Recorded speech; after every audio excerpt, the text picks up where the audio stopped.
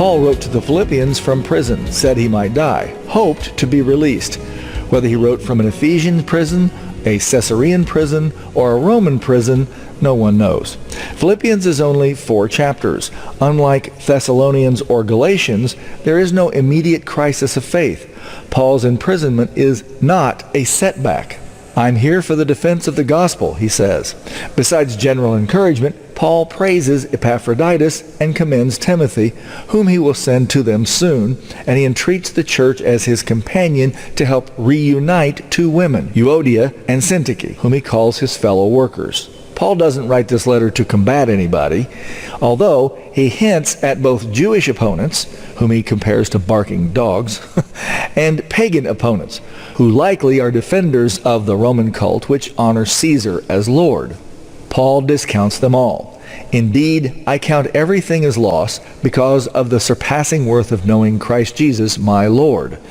For his sake, I have suffered the loss of all things and count them as refuse in order that I may gain Christ. Philippians is clearly a letter of joy and rejoicing, more than any other letter of Paul's, although certainly not a giddy or mindless joy. It is a joy in the face of the questions of life, even potentially life-threatening ordeals such as Paul's imprisonment.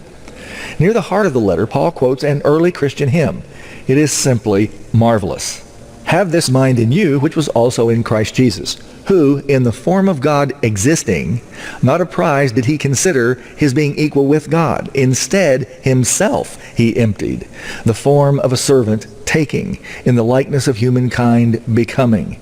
So in external form, when he appeared as a human, he humbled himself and became obedient to the very point of death, death on a cross, no less. Because of this, God, him, exalted to the highest level and lavished upon him the name which is above every name, so that now when the name Jesus is pronounced, every knee might bow in the heavens and on earth and under the earth, and every tongue might confess, Kurios is Jesus Christ, to the glory of God the Father.